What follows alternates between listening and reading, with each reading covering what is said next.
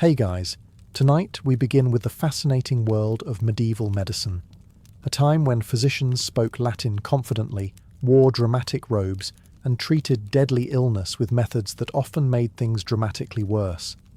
So before you get comfortable, take a moment to like the video and subscribe, but only if you genuinely enjoy what I do here. And let me know in the comments where you're tuning in from, and what time it is for you. I always love seeing how far these stories travel. If medieval medicine had a signature move, it was bloodletting. It was their version of, have you tried turning it off and on again? Headache? Remove blood. Fever? Remove blood. Plague? Remove significantly more blood. The entire practice was based on the theory of the four humours: blood, phlegm, yellow bile, and black bile. According to Galen, health was all about balance. If you were sick, one of these invisible fluids had clearly decided to misbehave, and since blood was the only humour you could physically see without inventing a microscope 800 years early, well, blood became the villain. Too much blood? Dangerous? Too little blood? Also dangerous. But if you're not sure? Remove some anyway. Doctors used a sharp tool called a lancet to slice open a vein, usually in the arm. Bowls were placed underneath to collect the blood, because nothing says healing like watching your life fluid drain into pottery. There were even detailed charts explaining which vein corresponded to which illness. Medieval physicians loved diagrams. If you're going to be wrong, at least be organised about it. Now here's the awkward part. Most serious diseases already make you weak. High fever, dehydration, organ stress. What your body needs is strength and recovery time. What it got was less oxygen circulating to your brain. Patients often fainted during bloodletting, which was interpreted not as, this seems bad, but as excellent, the excess is leaving the body. During the Black Death, bloodletting was widely used. Imagine surviving swollen lymph nodes the size of eggs, raging fever, and systemic infection, only for your doctor to say, with confidence, you appear to have too much vitality. And out comes the knife. If you survived, the doctor was brilliant. If you didn't, your humours were clearly beyond saving. Very convenient system. To be fair, medieval doctors weren't villains twirling moustaches. They were operating within the best framework they had. The tragedy wasn't cruelty, it was confidence. For over 1,000 years, bloodletting remained standard treatment across Europe and beyond. Kings did it. Monks did it. Farmers did it. Everyone lost blood together. Very unifying. Because when your entire medical theory revolves around balance, nothing feels more productive than actively draining something, even if that something is you. Now, if slicing someone's vein open felt a bit aggressive, or if you simply wanted a more organic approach, medieval medicine had a charming alternative. Leeches. Yes, small slimy worms with a strong interest in your bloodstream were considered licensed professionals. The logic was beautifully simple. Leeches attach. Leeches suck blood. Excess blood is removed. Balance restored. Everyone goes home happy, except occasionally the patient. Leeches were applied to everything: fevers, headaches, swollen limbs, toothaches, melancholy.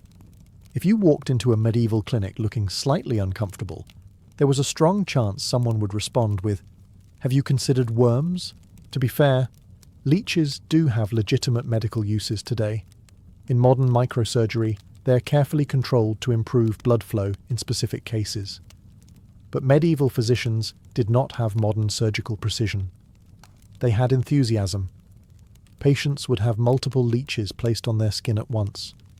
The creatures would attach and quietly draw blood for extended periods.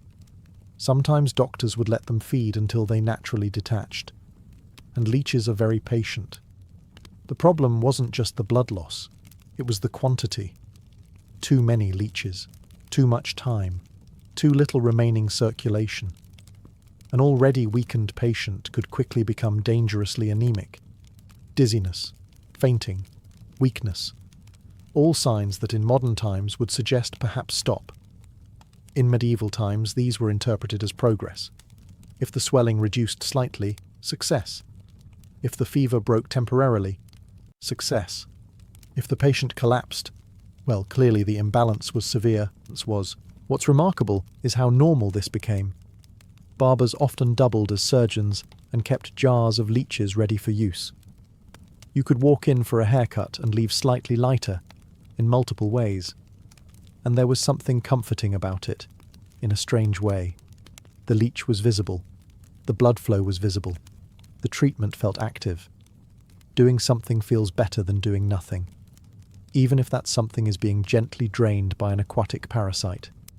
Medieval medicine may not have had antibiotics, but it had worms and confidence.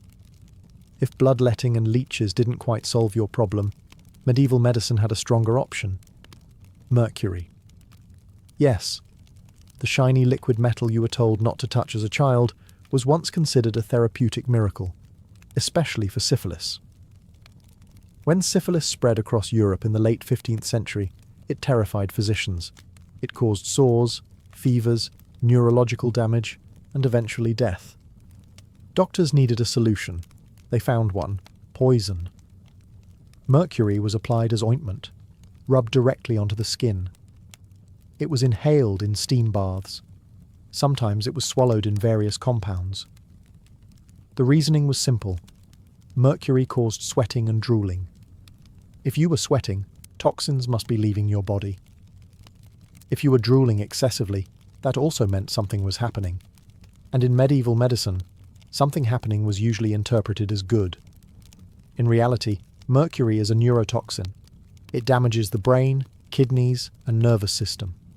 Long-term exposure leads to tremors, memory loss, tooth decay, and personality changes, which doctors occasionally described as signs the treatment was working. Patients undergoing mercury therapy often lost teeth. Gums would rot. Saliva would pour uncontrollably. Limbs would shake. Skin would blister. But if the syphilis symptoms temporarily lessened, the mercury was credited. If the patient deteriorated rapidly, well, the disease must have been aggressive. There was even a grim saying at the time: a night with Venus, a lifetime with Mercury. Which sounds poetic until you realize the lifetime might not be very long. To be fair, Mercury does kill bacteria in certain contexts. The problem is that it also kills you. It's a bit overachieving in that department, and yet, for centuries, it remained a standard treatment. Why? Because it produced visible reactions. Sweating, salivation, discomfort, all signs that something dramatic was happening inside the body, and drama felt like medicine. In a world without germ theory, visible suffering often looked like progress. The patient endured poisoning in the hope of curing infection. Sometimes they survived. Sometimes the cure finished the job the disease had started. But at least the physician could confidently say, "We tried something powerful. Very powerful. Arguably, too powerful." Now imagine you walk into a medieval clinic with a severe headache. You're dizzy. Your vision blurs. Maybe you've had a seizure. Maybe you're behaving strangely. Today, you might get a scan, some medication, and instructions to rest. In the Middle Ages, you might get a drill. Trepanation, the practice of boring a hole into the skull, is one of the oldest surgical procedures in human history. It predates the medieval period by thousands of years, but it was still very much alive and enthusiastically practiced during the Middle Ages. The reasoning varied. Some believed pressure inside the skull needed release. Others thought evil spirits were trapped inside. Either way, the solution was identical. Make an exit. The procedure involved scraping or cutting through the scalp, then carefully drilling or scraping through the bone of the skull until a hole formed.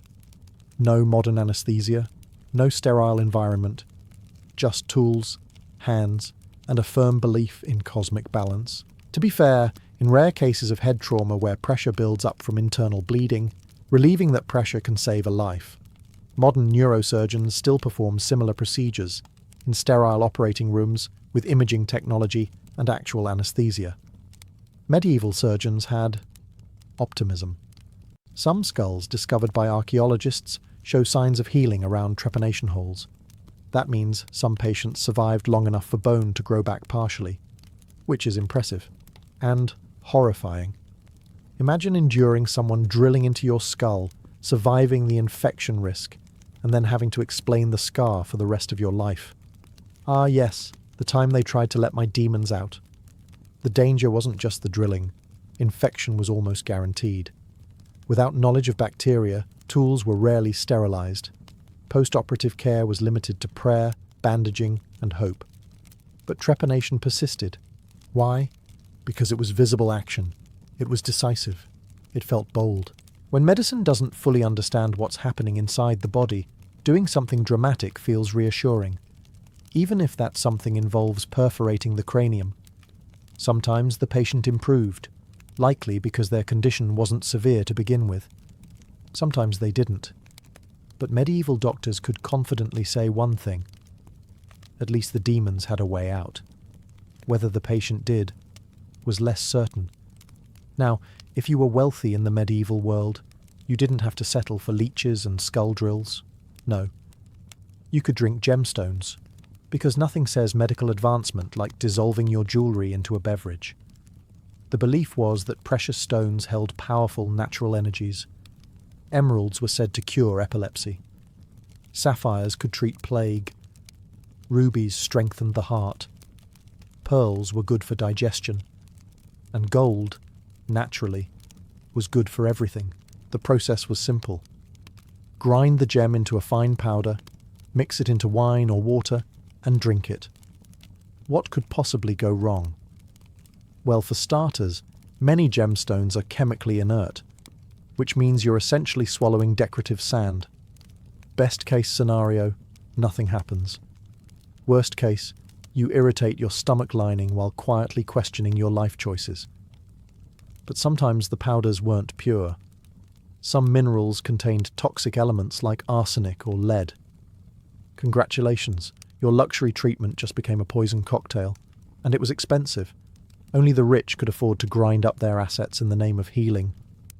Imagine paying a fortune to ingest pulverized sapphire, only to discover that wealth does not, in fact, make your immune system sparkle. The psychology behind it is fascinating. Expensive things feel powerful. Rare objects feel potent. If diamonds are valuable, surely they must do something impressive inside the body. Spoiler, they do not. At best, you're hydrated and slightly poorer. At worst, you're chemically compromised, but the placebo effect is powerful. If a noble drank crushed pearl dissolved in wine and felt better, the treatment was praised. If he didn't survive, clearly the illness was particularly aggressive. The stone was never at fault. Medieval medicine loved visible action. Grinding, mixing, swallowing something rare. It felt intentional. Scientific even. It also reinforced social hierarchy. Peasants got leeches. Nobles got gemstone smoothies. Different packaging. Same risk. In the end, ground gems didn't rebalance humours. They didn't fight infection. They didn't cure plague. But they did prove one timeless truth. If you make something expensive enough, someone will eventually try to drink it. Just when you think medieval medicine has reached peak absurdity, it calmly whispers, "We're not done." Enter mummy powder. Yes, actual mummies. By the late medieval and early modern period, European physicians developed a fascination with a substance called mumia. Originally, the word referred to bitumen, a tar-like material used in ancient embalming. Over time, that definition expanded dramatically. Eventually, people decided that powdered Egyptian mummies themselves had powerful healing properties. So naturally, they started grinding them up and ingesting them. If you had internal bleeding, mummy powder. Bruises, mummy powder. Stomach problems, mummy powder. Because nothing says medical breakthrough like consuming someone who has been dead for 1,000 years. The reasoning was surprisingly consistent with medieval logic. Mummies were preserved. Preservation suggested strength. Therefore, their remains must contain powerful life-sustaining properties, which is a bold interpretation of archaeology. Merchants began importing mummified remains from Egypt to Europe. Apothecaries stocked powdered mummy alongside herbs and spices. Wealthy patients would mix it into drinks or apply it to wounds. Let's pause and appreciate what this means. At some point, someone looked at a preserved ancient body and thought, "Yes, I will eat that." The results were not miraculous. Powdered human remains do not cure internal hemorrhaging. They do not fight infection. They do not rebalance humours. They do, however, introduce bacteria and contaminants into your system. There was also the minor issue of authenticity. As demand increased, actual mummies became scarce. So some merchants allegedly substituted recently deceased criminals or fabricated mixtures, which means you might not even have been consuming authentic ancient royalty, just moderately fresh mystery meat. Medieval medicine loved symbolism. The idea of absorbing strength from preserved bodies felt powerful. It was dramatic, exotic, slightly horrifying. But like many treatments of the time, it was based more on imagination than evidence. And yet, for centuries, this practice persisted. Because when medicine doesn't fully understand disease, it often turns to myth. And sometimes myth tastes like dust. Very expensive dust. Now we arrive at one of medieval medicine's more personal solutions: urine. To be fair, medieval physicians were not entirely irrational when it came to bodily fluids. They practiced something called uroscopy, the careful examination of urine to diagnose disease. Doctors would inspect colour, smell, even consistency. There were charts. There were glass flasks. It was practically performance art. And here's the uncomfortable truth. Observing urine can actually reveal useful medical information. Even today, doctors test it. The problem is what happened next. Sometimes, urine didn't just diagnose illness. It treated it. In certain traditions, patients were encouraged to drink their own urine to rebalance internal humours. The logic? It came from your body. Therefore, it must contain something you're lacking. If something is out of balance, perhaps recycling it would restore harmony. It's almost sustainable. Urine was also applied topically to wounds and skin conditions.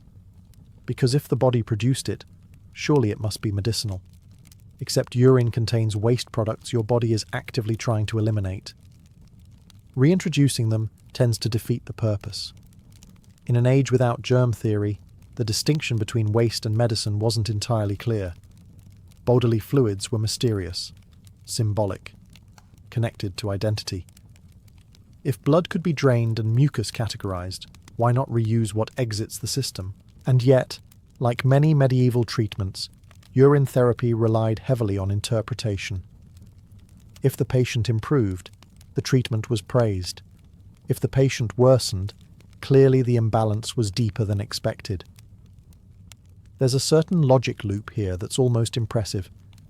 Medieval medicine often operated on analogy rather than biology. Warm things treated cold illnesses. Wet things balanced dryness. And fluids that came from you must be helpful to you. But waste is waste for a reason. Drinking it doesn't restore balance. It restores confusion. Still, in a world without antibiotics, sterile bandages, or laboratory tests, people reached for what was available. And what was available was themselves.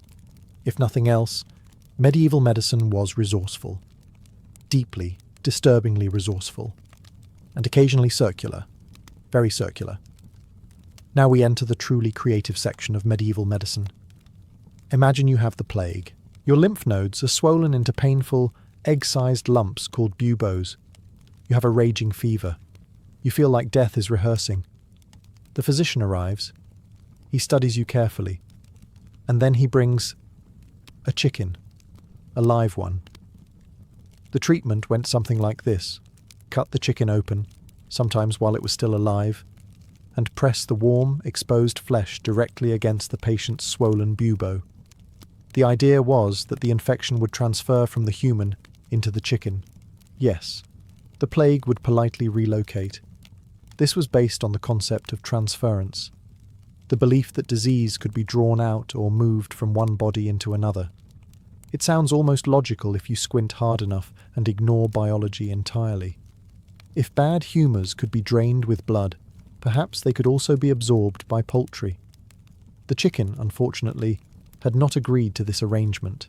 There was no evidence that the disease transferred.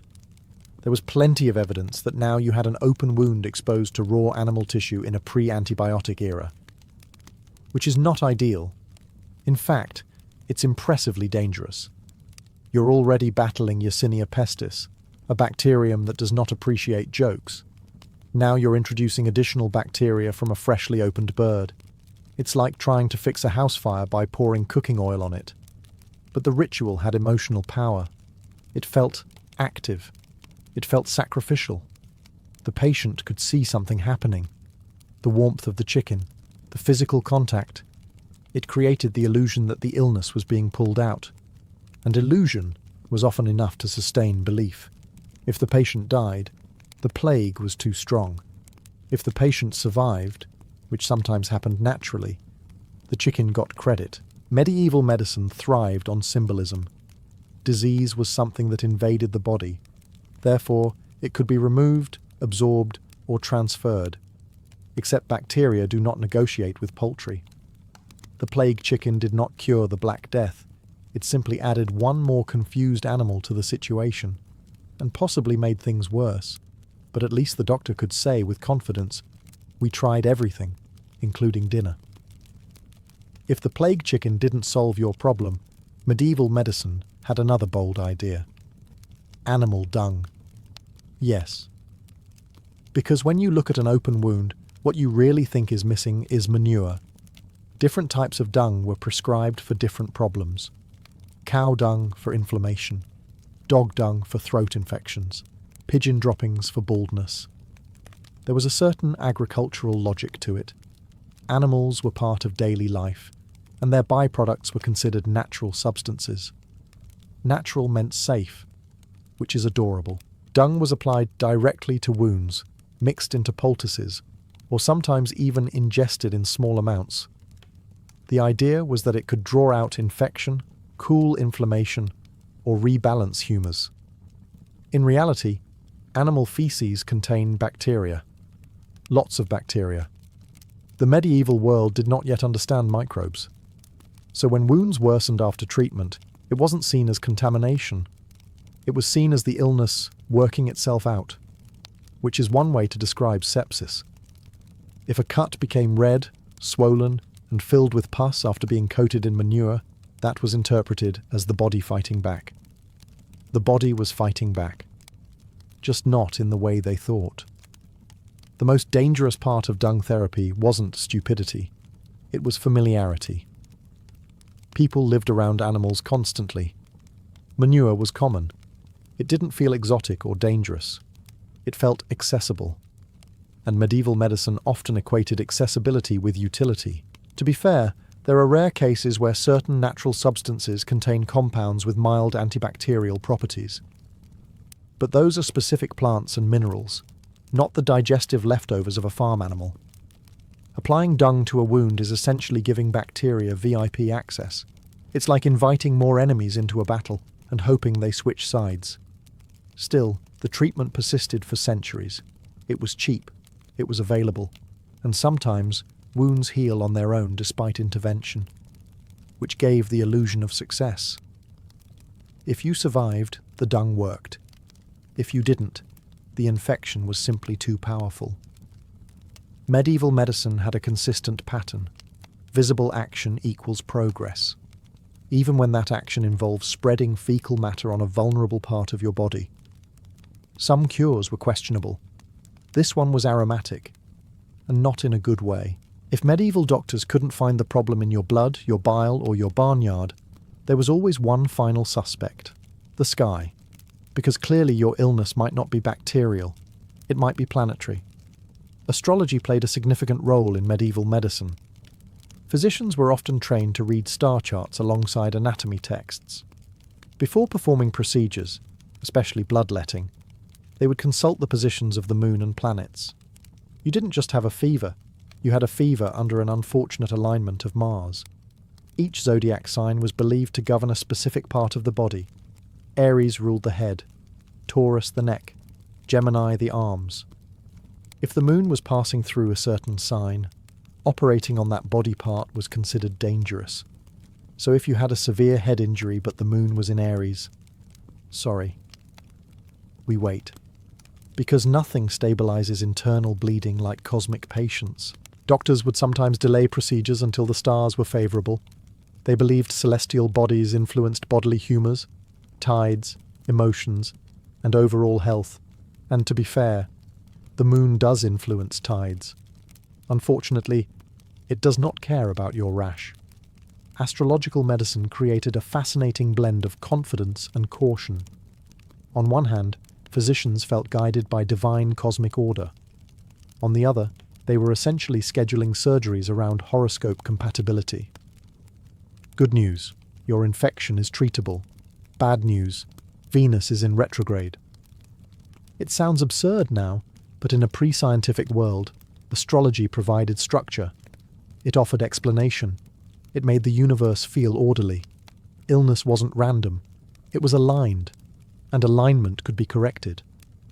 The danger came when urgent medical needs were delayed because Jupiter was feeling dramatic, or when treatments were performed solely because the stars suggested it was an auspicious day. In some cases, patients likely died not from the treatment itself, but from waiting for the cosmos to approve it.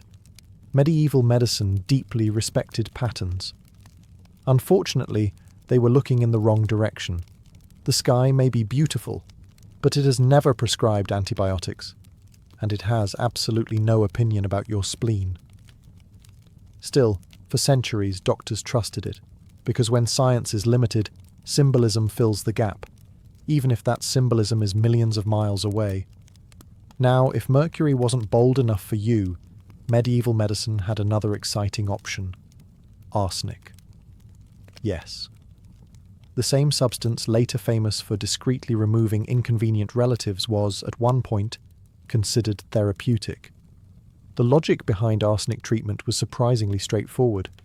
In small doses, it seemed to stimulate the body. It caused visible reactions: warmth, sweating, sometimes mild euphoria. Therefore, it must be doing something helpful. And as we've seen, medieval medicine loved when something was clearly happening. Arsenic was prescribed for a variety of conditions: skin diseases, ulcers, fevers, even as a general tonic to strengthen the body. Because nothing strengthens you quite like controlled poisoning. The key word here is controlled. Unfortunately, medieval dosage precision was not what we would call refined. Too little, and the doctor assumed the patient needed more. Too much, and the patient experienced vomiting, abdominal pain, organ damage, or sudden death. But in small doses, very small doses, arsenic can produce temporary stimulation. It can make someone feel slightly more alert or energetic, which probably convinced many physicians they were onto something. It's the same principle as giving someone a small electrical shock and declaring them revitalized. Arsenic accumulates in the body. Over time, repeated exposure damages organs and weakens the immune system. Skin lesions develop, hair may fall out, neurological problems emerge. But because these symptoms developed gradually, they were rarely blamed on the medicine. They were blamed on the illness. The pattern should feel familiar by now. If the patient improved, success. If the patient declined, the disease was aggressive. The cure was never questioned. What makes arsenic especially ironic is that it later became a notorious murder weapon. By the early modern period, people knew it could quietly and effectively end a life. Which raises an uncomfortable thought. Medieval physicians were prescribing something that assassins would later use deliberately. Except here, it was done with full medical confidence. No dark cloak required, just a reassuring tone and a small, measured dose of death. Sometimes the line between medicine and poison was thin, and medieval doctors walked it boldly. Very boldly. If poison felt too subtle and drilling too aggressive, medieval medicine had a more straightforward approach. Heat, specifically, lock the patient in a hot room and sweat the illness out. Sweat baths were commonly prescribed for fevers, infections, and various mysterious internal imbalances. The theory was simple. Disease was caused by bad humours or toxins. Heat opens the pores. Sweat expels toxins. Therefore, the hotter the better. Patients were placed in heated chambers, wrapped in blankets, or positioned near intense fires. Sometimes herbal steam was added for extra therapeutic ambience. You weren't just overheating, you were aromatically overheating. The problem? Many serious illnesses already involve high fever, which means your body is already overheating.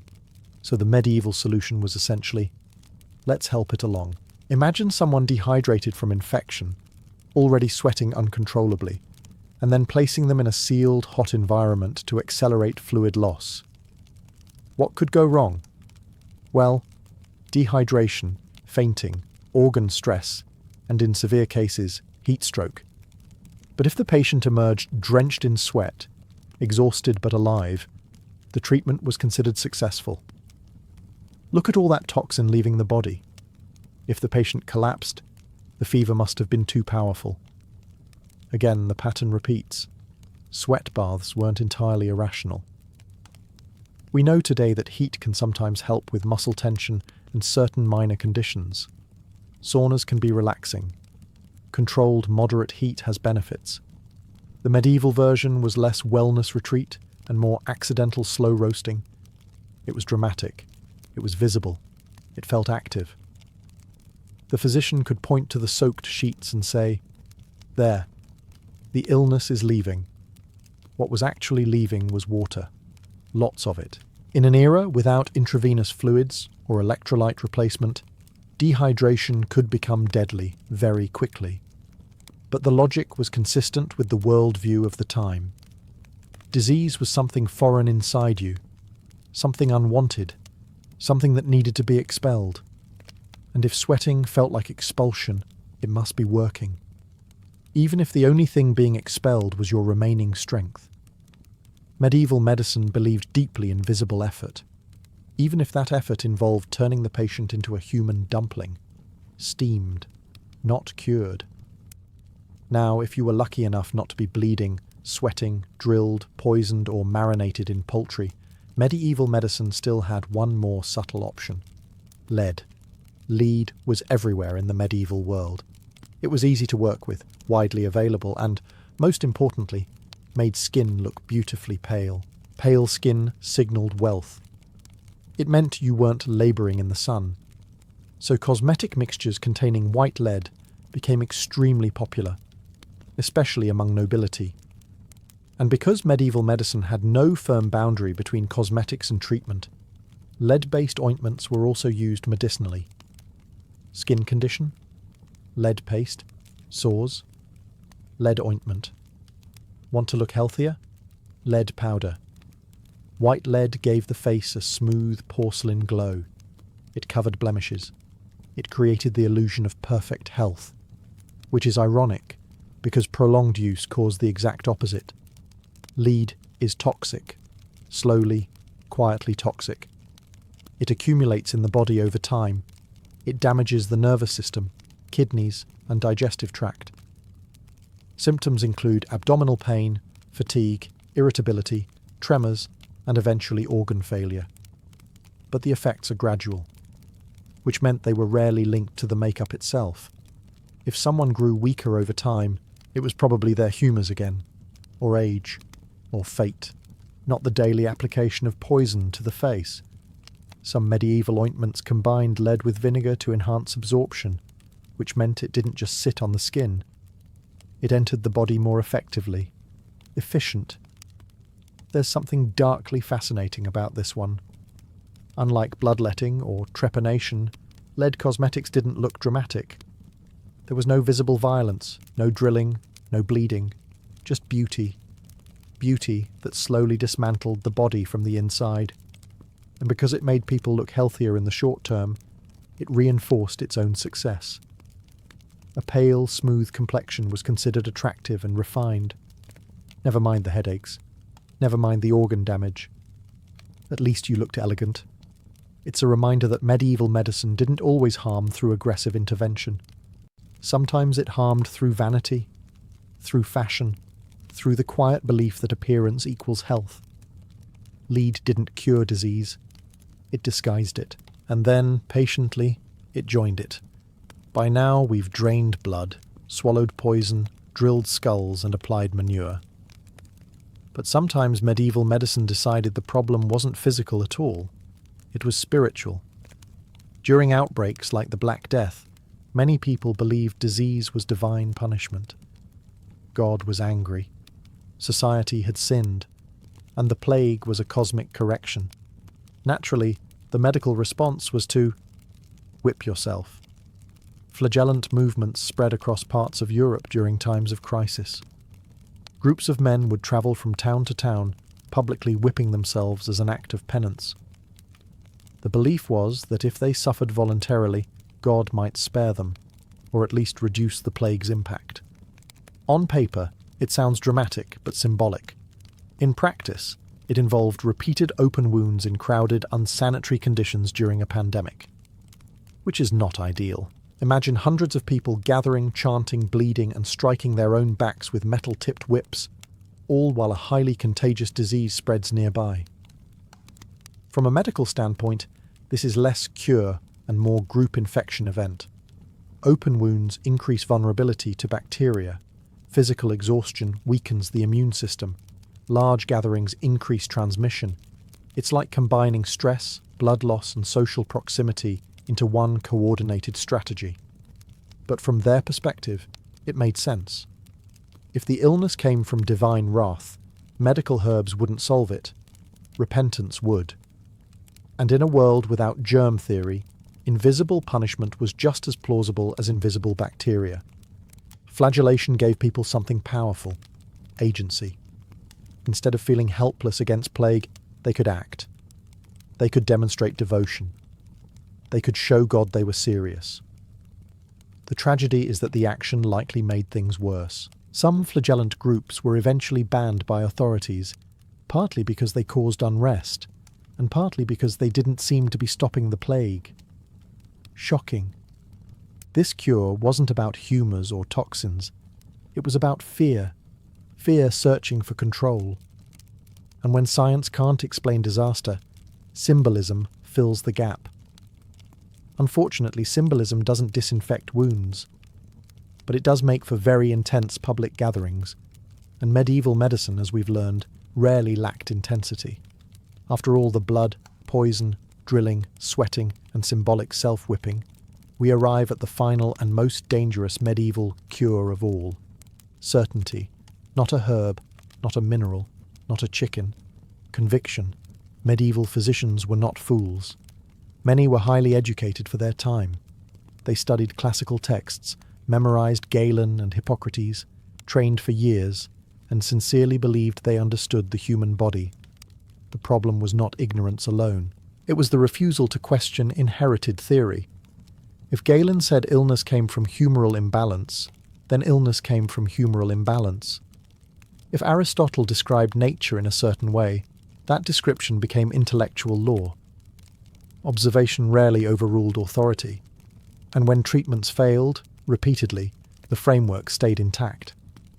If bloodletting didn't work, the imbalance was too severe. If mercury killed the patient, the disease was aggressive. If drilling the skull failed, the demons were stubborn. The theory survived.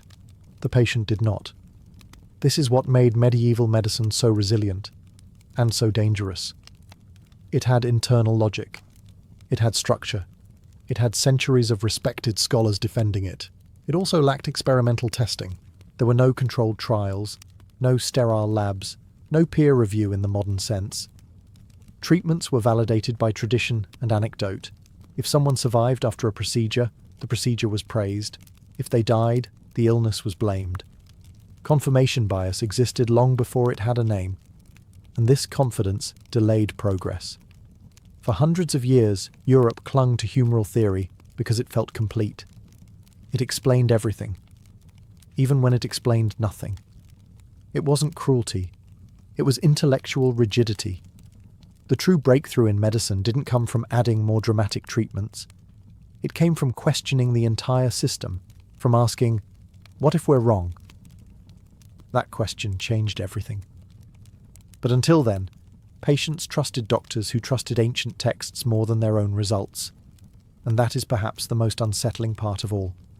The medieval doctor didn't doubt himself. He doubted your humours. In the end, the worst cure wasn't leeches or mercury. It was certainty without evidence. Because once you are absolutely sure you're right, you stop noticing the bodies. On the night of April 14th, 1912, the first-class dining saloon of the RMS Titanic shimmered like a royal banquet hall drifting across black water.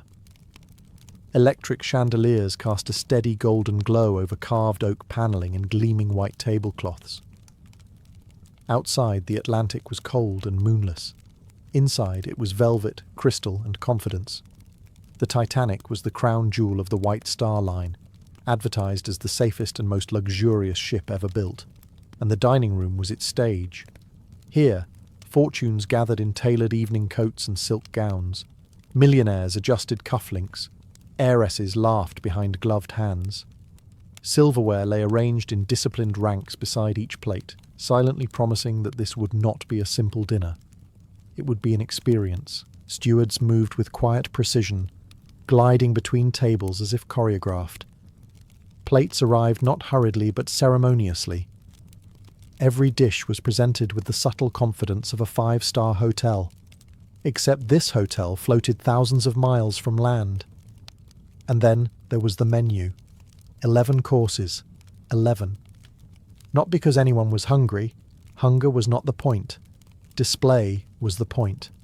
Refinement. Status. The ability to taste the world without leaving your chair. Oysters harvested from cold waters. Clear consommé named Olga, delicate and perfumed. Salmon draped in mousseline sauce. Filet mignon lily.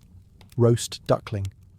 And later, sweet indulgences that would end the evening in sugared elegance. This was Edwardian excess at full sail. All. Guests dined without hurry. Why would they rush? The ship was unsinkable. The journey smooth. The orchestra played softly nearby. Conversations drifted between politics, art, business ventures, and transatlantic ambitions. No one in this room imagined that in a few short hours the same corridors echoing with laughter would fill with something far colder. For now, though, none of that existed. There was only the gentle hum of electricity, the clink of crystal, and the quiet certainty that this glittering, floating palace represented the very height of modern civilization. Dinner had begun, and disaster was already waiting in the dark. The first course arrived with quiet elegance. Oysters. Fresh, glistening, resting on crushed ice as if they had been plucked from the sea moments earlier. A delicate beginning. Refined. Understated. The kind of opener that whispered wealth rather than shouted it. In Edwardian high society, oysters were more than seafood.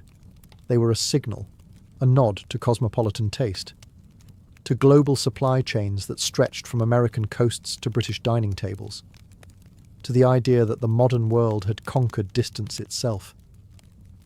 If you could enjoy raw oysters in the middle of the Atlantic, what could possibly threaten you? Each shell was presented with precision. A wedge of lemon, perhaps a light mignonette sauce. No heavy seasoning, that would be vulgar. The point was freshness, purity, control. Guests leaned forward, lifting the shells with practiced ease. Conversations continued between bites. Business deals discussed casually. Travel plans to New York outlined with confident certainty. There was no rush, no anxiety. Only the comfortable rhythm of the elite at leisure. The irony was almost theatrical. Outside the ship, the Atlantic was brutally cold. The same ocean that had supplied these oysters. The water temperature hovered near freezing. It did not care about crystal glasses or social rank. It did not recognize titles, fortunes, or pedigrees. But inside the dining saloon, none of that mattered.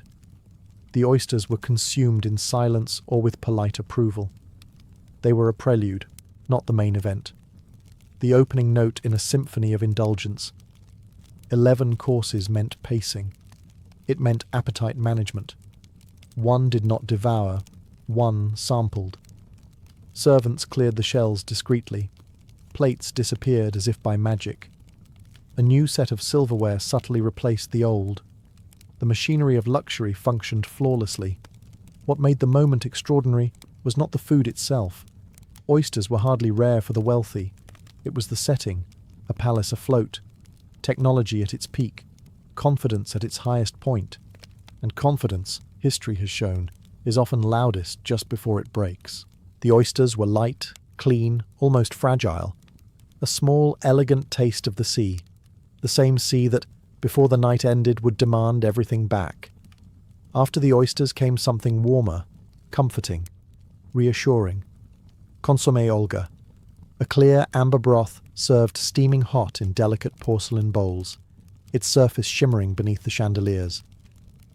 Unlike heavy stews or rustic soups, a consommé was a display of culinary discipline. It had to be perfectly clarified. No cloudiness, no excess fat, no chaos. Just pure, refined essence. It was, in many ways, the culinary equivalent of the Titanic itself. Clear, controlled, engineered to perfection. Consommé. Olga was typically made from rich veal stock, infused with subtle aromatics, and finished with a garnish, often thin slices of scallop or delicate herbs floating like ornaments in liquid gold. It was not meant to fill you.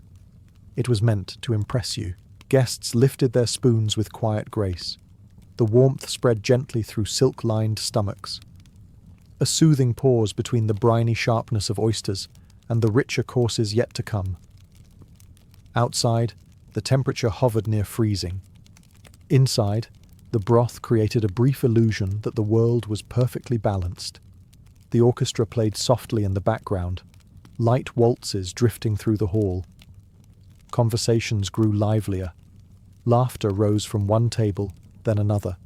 The air felt thick with satisfaction. In hindsight, the symbolism is almost too perfect. Here was a ship celebrated as the triumph of modern engineering, serving a soup celebrated for its flawless clarity. Both required immense precision.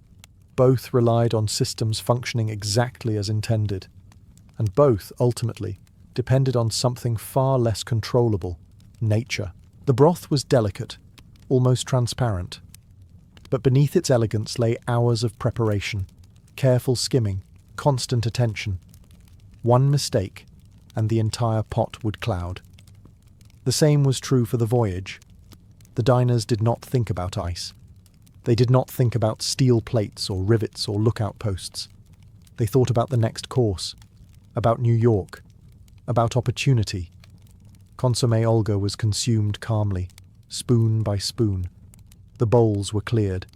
The warmth lingered only briefly before fading. Soon, richer dishes would arrive. But for a moment, a brief, golden moment, everything felt clear, orderly, and perfectly under control. And nothing, absolutely nothing, seemed capable of going wrong. The third course brought something richer, something undeniably proud. Salmon with mousseline sauce. The fish arrived perfectly poached, its pale pink flesh firm yet delicate, resting neatly on porcelain as if it had been positioned by an architect rather than a chef. Draped over it was mousseline, a silken, airy sauce built from hollandaise and whipped cream, light in texture, but unapologetically indulgent. This was not survival food. This was imperial food. Salmon itself was a statement. Sourced from cold northern waters, transported with care, preserved with precision, it represented the reach of the modern world.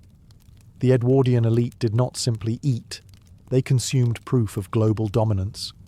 Oceans, trade routes, refrigeration technology, all of it converged on a single plate. Guests cut into the fish with polished silver knives, steam rising gently as flakes separated cleanly. The mousseline melted on the tongue, buttery, luxurious, soft as velvet.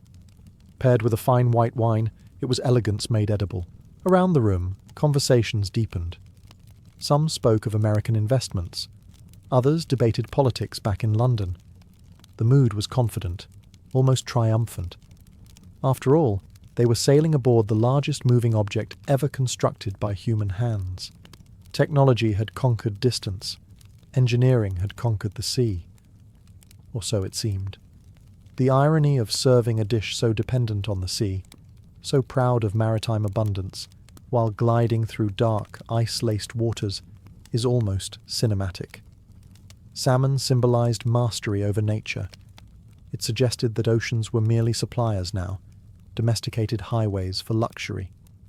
Yet outside the hull, the Atlantic remained ancient and indifferent. The mousseline sauce, so carefully whipped to achieve airy perfection, required balance. Too much heat, and it would split. Too little attention, and it would collapse. Its beauty was fragile. The same could be said for the voyage. But fragility was invisible in the dining room. All that mattered was refinement, presentation. The quiet assurance that one belonged among those who dined this way. The plates were cleared, napkins dabbed politely at lips, wine glasses refilled. The meal was building, course by course, toward opulence. And still, the night remained calm. The engines hummed steadily beneath polished floors. The sea, for now, kept its silence. By the time the fourth major course arrived, the evening had shifted from elegance to full declaration. Filet mignon Lily. The name alone suggested refinement, a French flourish meant to elevate an already luxurious cut of beef into something aristocratic. Thick medallions of tenderloin were seared to perfection, their surfaces caramelized, their interiors blushing pink. Around them, a carefully composed garnish of artichoke hearts and truffle slices completed the arrangement. This was no humble steak. Tenderloin was the most prized portion of the animal, lean, soft, and scarce. To serve it mid-ocean was to announce that scarcity did not apply here, that even in the middle of the Atlantic, luxury could be summoned at will. The truffles added another layer of quiet extravagance. Harvested from European soil by trained dogs or pigs, truffles were the culinary equivalent of gold dust. Earthy, aromatic, slightly mysterious. Their presence signalled not just wealth, but taste. Knives sliced cleanly through the meat. A faint hiss of juices met porcelain. The room was alive with subdued pleasure. This was the kind of course that required appreciation. A pause. A small nod of approval. Wine glasses, likely filled with rich Bordeaux, complemented the beef, deepening the experience. Conversation grew warmer, more animated. Shoulders relaxed. Laughter lingered longer. There is something profoundly symbolic about filet mignon being served aboard a ship deemed unsinkable. It represented confidence without restraint, a belief that comfort was permanent, that progress had eliminated risk. Steel hulls, watertight compartments, telegraphs. The modern world had insulated its elite from danger. So why not dine like royalty while crossing a cold, unpredictable ocean? Yet filet mignon, for all its tenderness, is also delicate.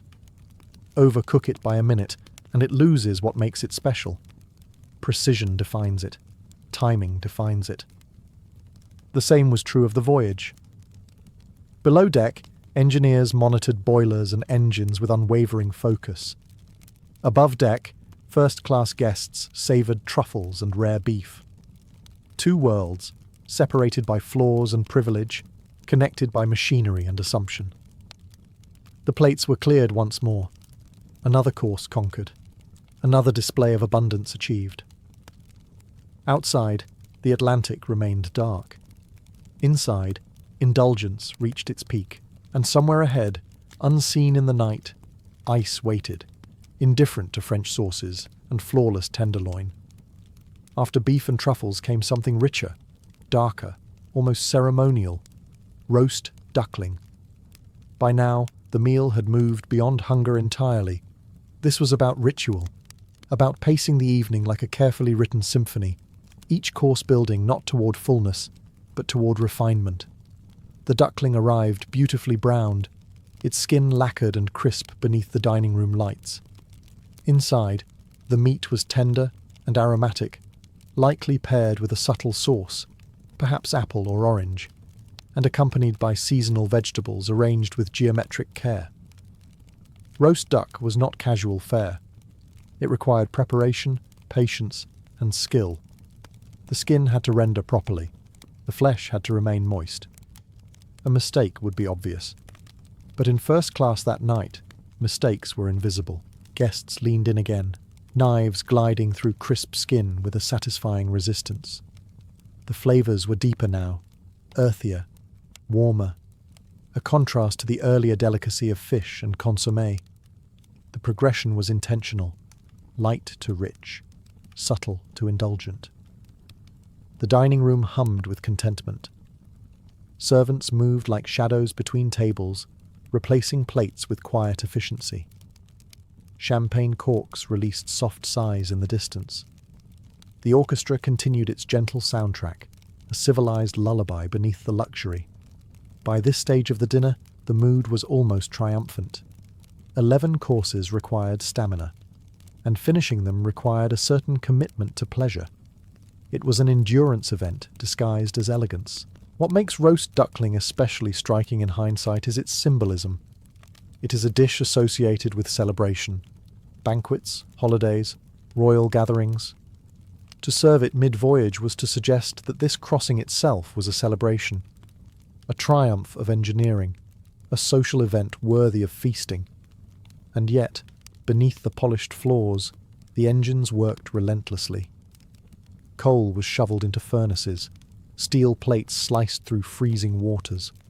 The ship pressed forward at impressive speed, eager to arrive ahead of schedule. Speed, like luxury, can create a dangerous kind of confidence. But in the dining saloon, none of that tension was visible. There was only warmth, polished silver, and the comforting crackle of roasted skin. The duck was savoured. Bones discreetly removed. Plates cleared once again. The meal marched on. Outside, the temperature continued to drop. Inside, the illusion of control remained perfectly intact.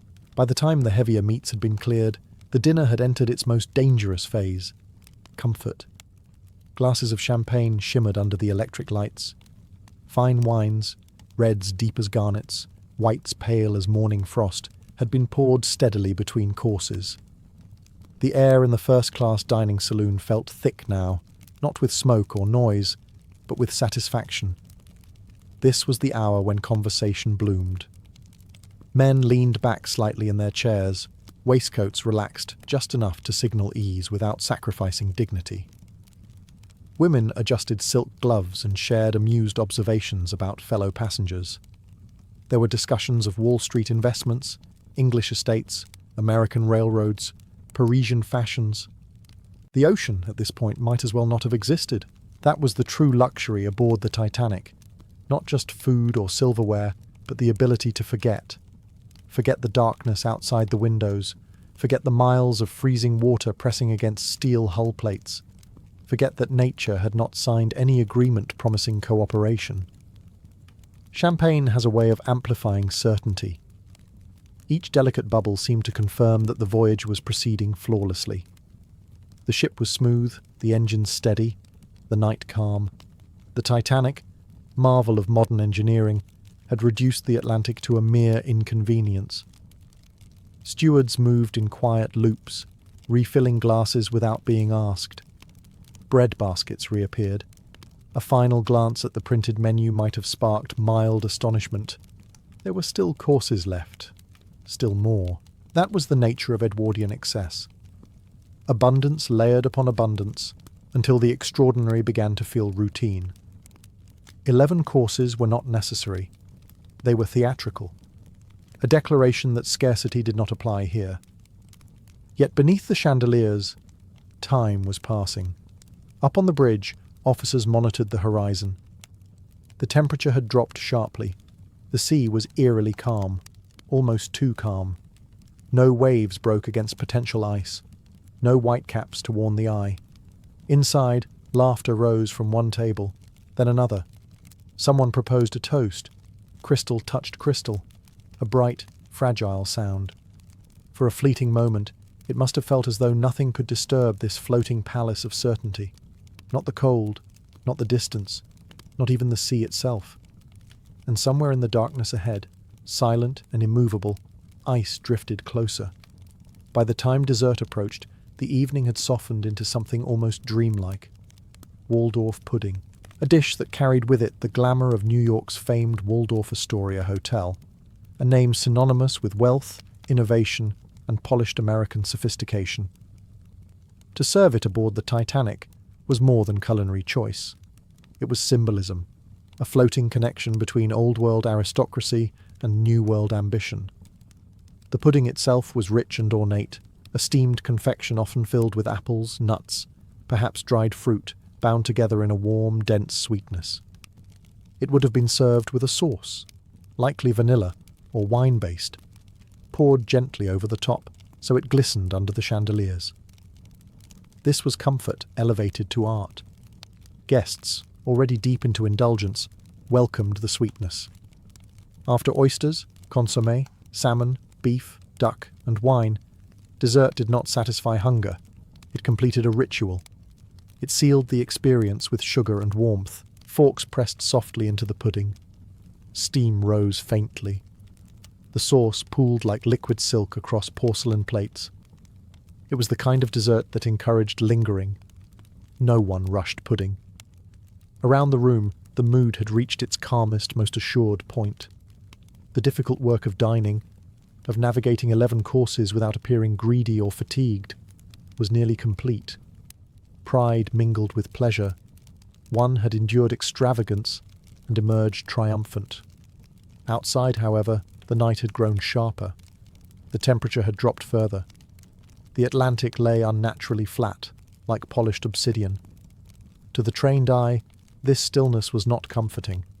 It was dangerous. Without waves breaking against ice, detection became far more difficult. But in the dining saloon, that knowledge had no place. Waldorf pudding represented transatlantic optimism, the blending of cultures, wealth crossing oceans, modernity connecting continents. The Titanic herself embodied that same ideal. Progress, confidence, mastery. Dessert was finished slowly, napkins folded, coffee and liqueurs prepared to follow. The orchestra continued its gentle strains, perhaps unaware that time had thinned. The sweetness lingered. Sugared certainty hung in the air. And somewhere above, in the freezing darkness, a lookout strained his eyes toward a horizon that refused to reveal what lay directly ahead. With dessert cleared and Waldorf pudding reduced to sweet memory, the final ritual began. Coffee, dark, aromatic, poured into fine china cups that seemed almost too delicate to hold something so bold. Alongside it came liqueurs, perhaps brandy, perhaps chartreuse, small glasses of liquid fire meant to warm the chest and slow the night to a dignified close. This was the final act of the evening's performance. Guests leaned back fully now. Waistcoats loosened ever so slightly. Gowns settled into silk-lined chairs. The intensity of earlier courses had given way to a quiet satisfaction. Coffee was not just a drink. It was a signal. The feast had succeeded. The standards of first class had been upheld. Some diners might have excused themselves to the smoking room, where cigars would glow and conversations would turn deeper. Politics, investments, speculation about American industry. Others would stroll the grand staircase, admiring its sweeping ironwork and glass dome. The Titanic, at this moment, felt invincible. Electric lights hummed gently. The engines vibrated with steady rhythm. The night seemed peaceful, obedient even. For the elite aboard, this was civilization perfected. Steel and steam harnessed to comfort. Coffee cups clinked softly onto saucers. A final sip of brandy burned pleasantly down the throat. Laughter drifted across the dining saloon. Someone might have glanced at the clock, noting the late hour with mild surprise, but no alarm. Above deck, the air had grown bitterly cold. Breath turned instantly to vapour. The sea remained eerily smooth. Ice warnings had been received earlier in the day, messages from other ships reporting drifting bergs and dangerous fields. Yet speed had not been reduced significantly. Inside, the last glow of indulgence lingered. Warmth, light, music.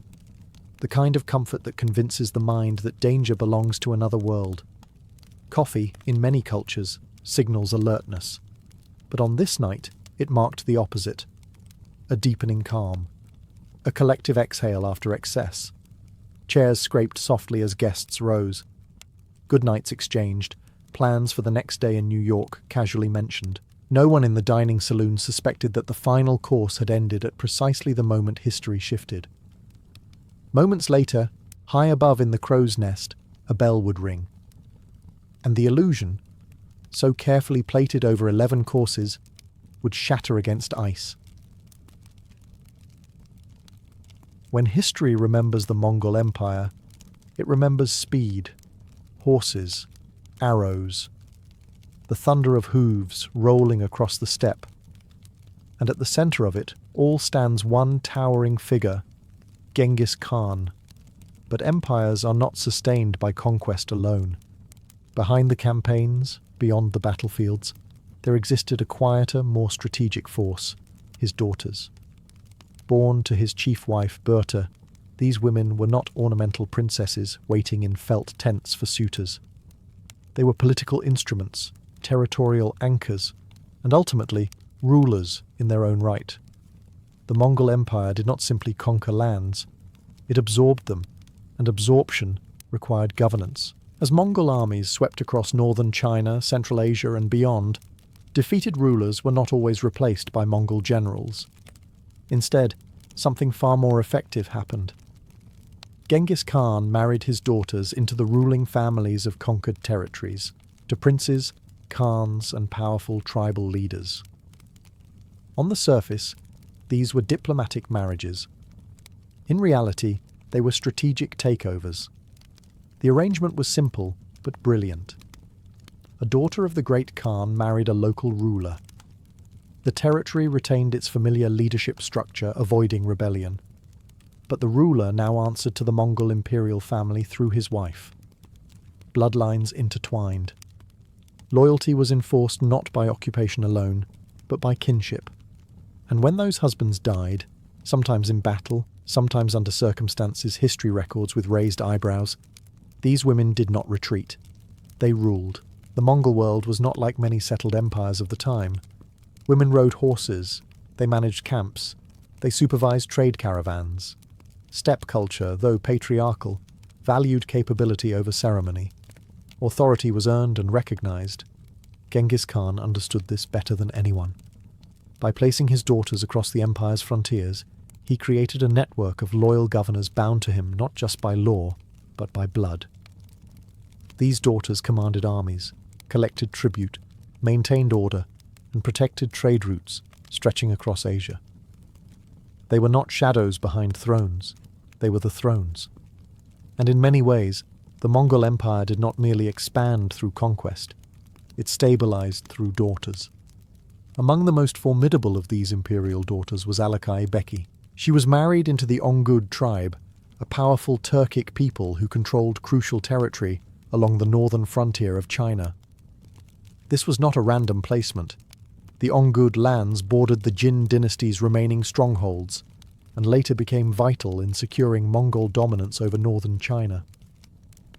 Whoever ruled there stood at the edge of empire and resistance alike. Alakai's marriage bound the Ongud directly to the Mongol imperial house. Her husband, a tribal ruler, formally accepted Mongol supremacy. But this was more than ceremonial loyalty. The Ongud became protectors of key passes, guardians of trade routes, and enforcers of Mongol authority in the region. Then came the turning point. When her husband died, Alakai did not fade into obscurity. She assumed authority. Sources indicate she governed the Ongud lands directly, maintaining stability and loyalty to her father's empire. That alone was extraordinary in a 13th century world where women in many societies were sidelined from political power.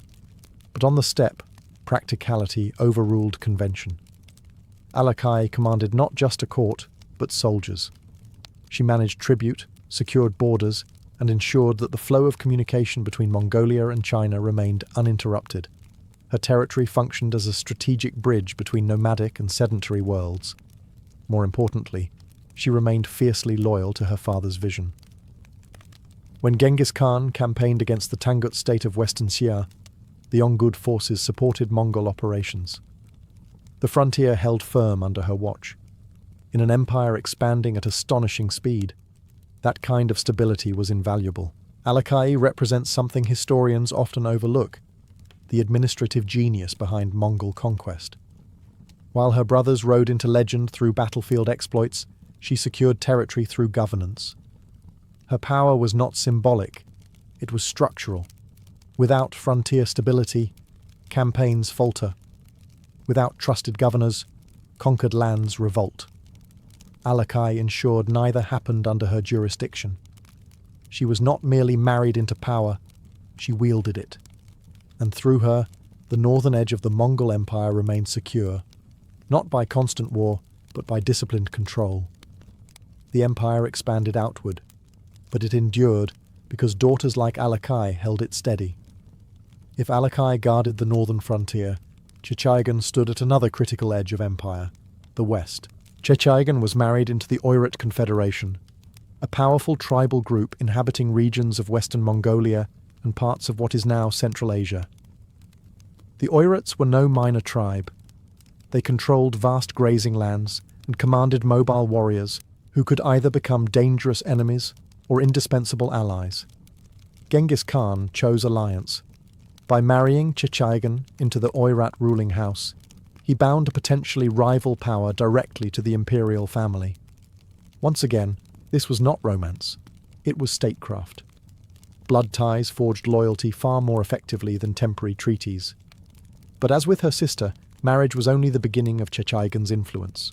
The Mongol Empire was expanding rapidly during her lifetime, pushing into Central Asia, Persia, and beyond. Western territories were diverse, linguistically, culturally, religiously. Holding them together required more than brute force. It required negotiation, understanding tribal dynamics, and maintaining delicate balances of power. Chechaigan appears in historical accounts as a figure of authority within Oirat lands. When leadership shifts occurred, whether through death, succession struggles, or political realignment, she maintained Mongol alignment. The Oirats did not rebel. They integrated. Her influence helped ensure that Western Mongol territories did not fracture during the early, volatile years of expansion. Stability in the West allowed Mongol armies to push deeper into Khwarezm and further into Central Asia without fearing collapse behind them. Steppe politics were never simple. Alliances could shift quickly. Loyalties could fracture under pressure. But a daughter of Genghis Khan ruling from within a tribal power base carried immense weight. Her lineage alone commanded respect.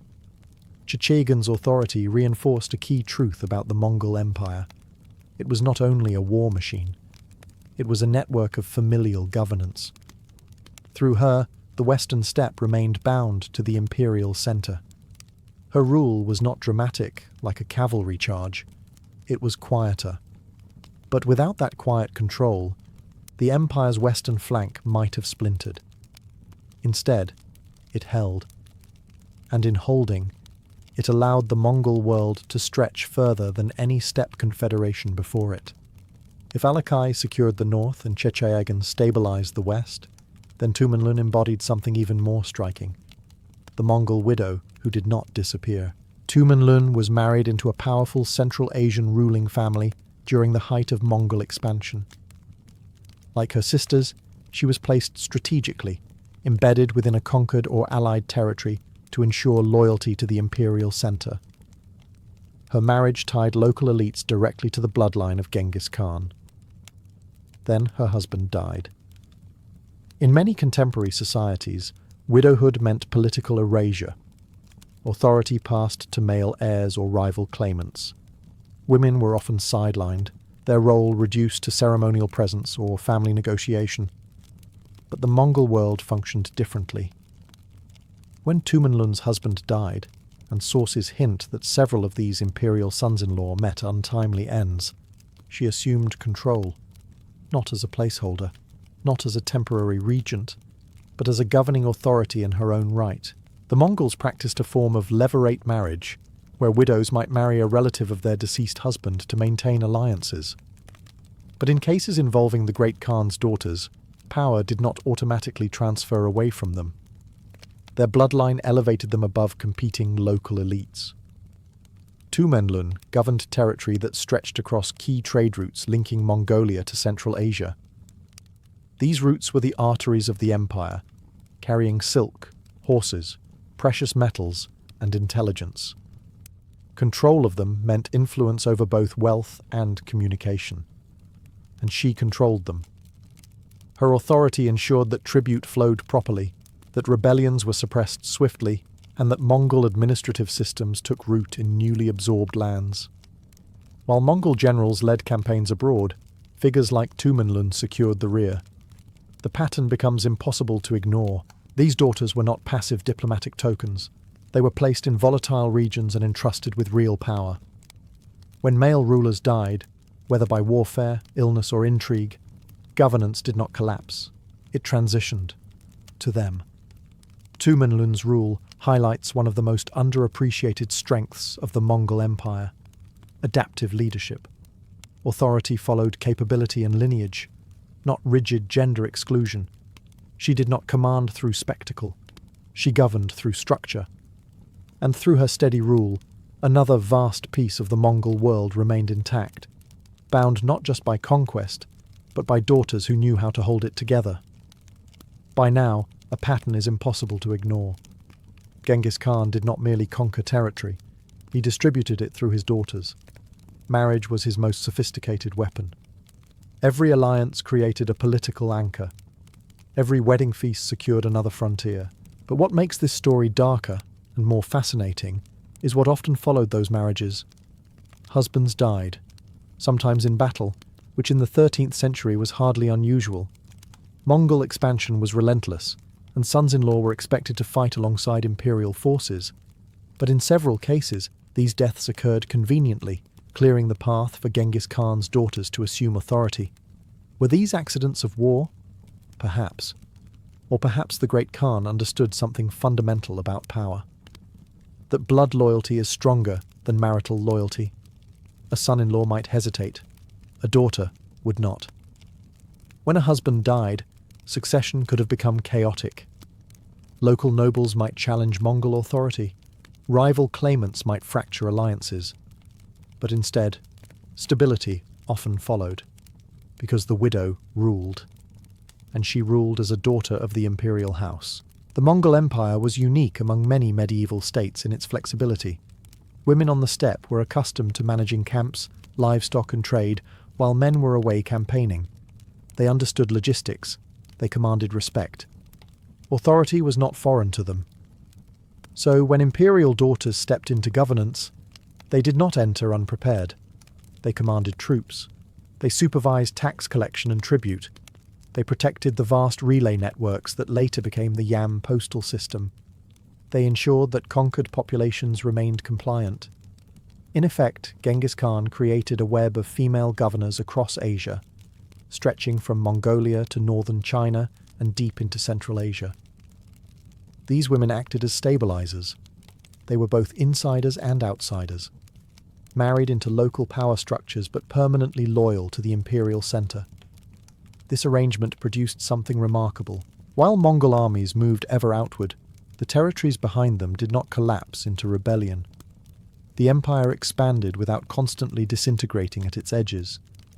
And at the center of that stability were women whose authority came not from swords, but from bloodline and competence. Marriage was the entry point. Widowhood was the moment of transformation. And governance, steady, disciplined, strategic governance, was the true inheritance of the daughters of the steppe. To understand how these women ruled so effectively, you have to understand the world that shaped them. The Mongol steppe was not a place for ornamental nobility. Survival demanded competence. Camps had to move with the seasons. Herds had to be managed across vast grasslands. Trade caravans had to be negotiated and protected. When men rode off to war, life did not pause. women ran the empire at home. Berta herself had already set the precedent. Abducted in her youth and later rescued by Genghis Khan, she became far more than a chief wife. She influenced succession, commanded respect among tribal leaders, and helped consolidate Temujin's early alliances. Her daughters grew up watching power exercised by a woman at the very center of political life. On the steppe, women rode horses. They hunted. They managed wealth in the form of livestock. They supervised domestic economies that were anything but small. A Mongol encampment was a mobile state, and its chief women operated like ministers of logistics. This cultural foundation made something possible that would have been unthinkable in many sedentary societies. When Alakai, Chichagan, and Tumenlun assumed authority, they were not defying tradition. They were extending it. The Mongol understanding of power was fluid. Authority followed lineage and capability, not rigid ceremony. A daughter of the great Khan carried legitimacy equal to that of many male rulers in allied territories. Her command over troops and tribute was not symbolic, it was practical. Even foreign observers were struck by the influence of Mongol women. Persian chroniclers and Chinese officials noted their visible role in politics. They negotiated. They issued orders. They influenced military decisions. This does not mean the Mongol world was modern in any contemporary sense. It remained patriarchal, martial, hierarchical. But within that structure, elite women operated with astonishing reach. And that reach mattered. As the empire stretched across continents, its survival depended on steady hands behind the lines. Campaigns could be glorious. Conquest could be swift. But governance required continuity. The Daughters of Genghis Khan provided that continuity. They were raised in a culture that demanded resilience. They inherited a political tradition that valued strength. And when power shifted toward them, they did not hesitate. They ruled because the steppe had already taught them how. By the time the Mongol Empire reached from the Pacific coast to the edges of Eastern Europe, it was no longer just a war machine. It was a system. And systems do not survive on cavalry charges alone. The Daughters of Genghis Khan formed part of what we might call the empire's silent architecture, the framework that held together territories too vast to manage through fear alone. While generals advanced outward, these women ensured that the interior did not fracture. Think about the scale. Messages had to travel thousands of miles. Tribute had to be collected from farmers, merchants, and nomads alike. Trade routes linking China to Central Asia had to remain secure. Local elites needed to feel watched, but not crushed. The Mongols eventually formalized this connectivity through the Yam relay system, a network of horse stations stretching across Asia. But even before it reached its full sophistication, stability at regional levels was essential. That stability rested in trusted hands. Alakai on the northern frontier, Chichagan in the west, Tumenlun along key Central Asian corridors. Each governed territory that functioned like a hinge between the imperial center and the outer world. These women did not merely represent Mongol authority, they embodied it. Their bloodline gave them legitimacy. Their upbringing gave them administrative competence. Their loyalty ensured alignment with the Great Khan's objectives. And perhaps most importantly, they created predictability. Conquered populations could revolt against distant generals, but a ruler embedded within local political culture, yet tied directly to the imperial family, created a bridge rather than a wall. It reduced friction. It softened transitions. This model proved powerful during succession crises as well. After the death of Genghis Khan, the empire did not immediately disintegrate. That continuity owed much to the web of familial governance already in place. The daughters had secured their territories not just militarily, but structurally. Their rule reveals something crucial about Mongol statecraft. Conquest was only phase 1. Integration was phase 2.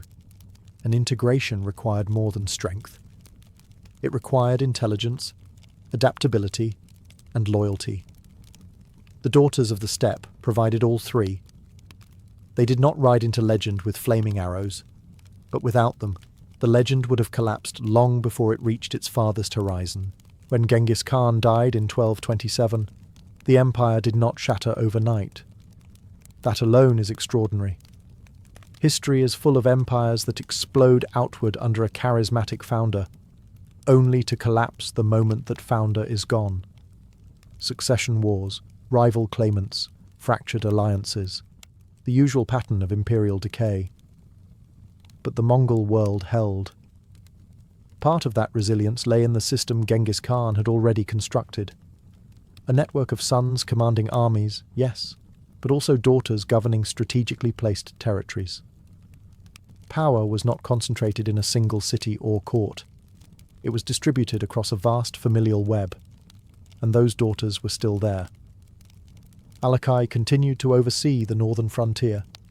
Chichaigan's Oirat alliances remained intact. Tumenlun maintained control over trade arteries linking Mongolia to Central Asia. Their authority did not evaporate with their father's death. In fact, it became even more critical. The empire transitioned to the rule of Ogedei Khan, Genghis Khan's son. While he directed campaigns westward into Eastern Europe and southward into China, the internal structure had to remain stable. Rebellions could not flare up. Tributary systems could not falter. The daughters' territories functioned as stabilizing pillars during this delicate period. Succession politics within the imperial family were never simple. Rival branches competed for influence. Future Khans would emerge from different lines. Yet the governance established by Genghis Khan's daughters ensured that key regions did not drift into chaos while elites debated authority. Their presence also reinforced the idea that imperial legitimacy flowed through bloodline, not just through male heirs. The daughters represented continuity from the founder himself. In frontier zones especially, that symbolic link mattered. And yet, as the empire expanded further west and south, the visibility of these women in historical sources gradually diminished. Chroniclers, often male and writing from settled societies, focused more on generals and khans than on female administrators. But absence in the record does not equal absence in power. The early Mongol Empire survived its founder because its structure was layered. Military force at the front, familial governance behind. The daughters were part of that second layer. They had been positioned not for spectacle, but for endurance. And when the empire faced its first true test without Genghis Khan, that endurance held. History remembers conquerors easily. It remembers the thunder of hooves, the cities that fell, the borders redrawn in blood. The name Genghis Khan echoes across textbooks and documentaries alike. But empires are not maintained by thunder alone. The daughters of the great Khan, Alakai, Chichaigan, Tumenlun, and others whose names flicker faintly in surviving records, governed territories that formed the connective tissue of the Mongol world. They held together trade routes that would later become part of the Silk Road revival under Mongol protection. They ensured tribute continued to flow. They suppressed unrest, not just with force, but with embedded authority. And yet, they are rarely centered in the narrative. Why? Partly because chroniclers were often outsiders, Persian, Chinese, European, whose cultural frameworks did not fully grasp steppe traditions of female authority. Partly because warfare creates louder stories than governance. Battles are dramatic. Administration is quiet. But quiet does not mean insignificant. The Mongol Empire became the largest contiguous land empire in history, not simply because it conquered quickly, but because it consolidated effectively. The web of daughters placed strategically across Asia functioned like stabilizing anchors. Each marriage was a calculated insertion of imperial blood into regional politics. Each widow who assumed rule strengthened that insertion. Their power was not decorative, it was operational. They commanded troops when necessary. They oversaw economic systems. They represented the living extension of the imperial founder. In volatile frontier regions, that combination of lineage and competence was decisive. In many ways, they prefigured later Mongol women who would rule even more visibly. Figures like Turagena Khatun and Sorghag Tani Beki, who shaped succession politics at the highest level. The foundation had already been laid. The Daughters of Berta were not anomalies. They were prototypes. Their legacy challenges a common assumption about medieval power, that it was exclusively male. On the steppe, authority flowed through capability and bloodline, not rigid exclusion. The empire expanded because men conquered. It endured because women governed. And though their names do not dominate monuments or epics, the Daughters of the Steppe were queens in everything but title, architects of stability in a world built on motion. The Roaring Twenties did not begin with champagne. They began with silence. In November 1918, the First World War ended. The cannons stopped, trenches emptied. Soldiers returned home, carrying memories they could not easily explain. Europe was fractured. Monarchies had fallen. Old certainties about honour, hierarchy and destiny had been shaken to their core. And when something old collapses, something new rushes in.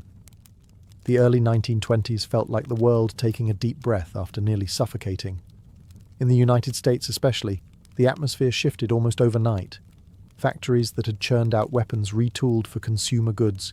Assembly lines that had been refined during wartime, perfected by men like Henry Ford, now produced automobiles at unprecedented speed. Cars became affordable. Roads stretched farther. Cities expanded outward. Motion became a way of life. But the real transformation was psychological. The war had exposed how fragile life could be. Millions had died for causes that many struggled to define. The old Victorian restraint, the stiff collars, the rigid codes of conduct, suddenly felt hollow. A generation that had witnessed mechanized slaughter was not interested in polite restraint. They wanted music. They wanted color. They wanted excess. The 1920s would become a decade of acceleration, financially, culturally, socially. Skyscrapers began rising higher. Radios entered living rooms, connecting households to voices and music from distant cities. Electricity illuminated nightlife in ways previous generations could barely imagine. The mood was not cautious, it was electric. There was a growing belief that progress was unstoppable, that technology had mastered distance, that prosperity would only expand. Wall Street surged, credit became easier to obtain, consumer culture blossomed. In many ways, the decade mirrored the illusion of the Titanic years earlier, confidence towering over caution, a sense that humanity had conquered uncertainty. But unlike the Titanic, this was not confined to a dining room at sea. This was a global shift. The war had ended one world. The Roaring Twenties would build another, louder, brighter, and determined never to whisper again. If the war created the vacuum, jazz filled it. The sound did not drift politely into American culture. It exploded. Trumpets blared, pianos pounded, drums snapped like gunfire transformed into rhythm. The music felt alive, improvisational, rebellious, unpredictable. At the centre of this transformation stood figures like Louis Armstrong, whose trumpet could bend notes in ways that seemed almost defiant. Jazz was not merely entertainment, it was freedom translated into sound. The Great Migration had brought thousands of African Americans from the rural South to northern cities like Chicago and New York. With them came blues traditions, spirituals, and new forms of expression. In neighborhoods like Harlem, culture ignited. The Harlem Renaissance flourished. Writers, artists, and musicians redefining American identity. Nightclubs multiplied. Places like the Cotton Club became legendary. Inside, tuxedos and flapper dresses shimmered beneath dim lights. On stage, black musicians played for mostly white audiences, reflecting both cultural exchange and deep contradictions of segregation. Jazz became the soundtrack of the decade's defiance. Its structure, or lack of it, mirrored the mood of the times. Improvisation replaced strict formality. Syncopation replaced predictable rhythm. The old rules were being rewritten in real time. Young people embraced it first. Parents disapproved. That tension only amplified its appeal. Dancing changed too. The Charleston, the Lindy Hop, Energetic, loose, scandalous by older standards. Couples moved with a freedom that would have been unthinkable a decade earlier. The body, once restrained by corsets and rigid posture, now swung and spun. Radio amplified everything. For the first time, music travelled instantly into homes across the country. What began in New Orleans could be heard in Kansas within days. Jazz was no longer regional, it was national. And with it came a new rhythm of life, faster, louder, more daring. The Roaring Twenties did not whisper.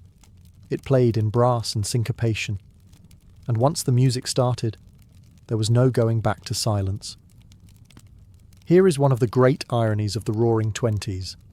Alcohol was illegal. In 1920, the 18th Amendment went into effect, launching the era known as Prohibition. The manufacture, sale and transportation of alcoholic beverages were banned across the United States. On paper, the nation had chosen sobriety. In reality, it chose rebellion. Instead of quiet taverns, the country produced hidden bars known as speakeasies, unmarked doors, secret passwords, dimly lit basements behind legitimate storefronts. Inside, the music played louder than ever and the drinks flowed freely. Bootleggers thrived.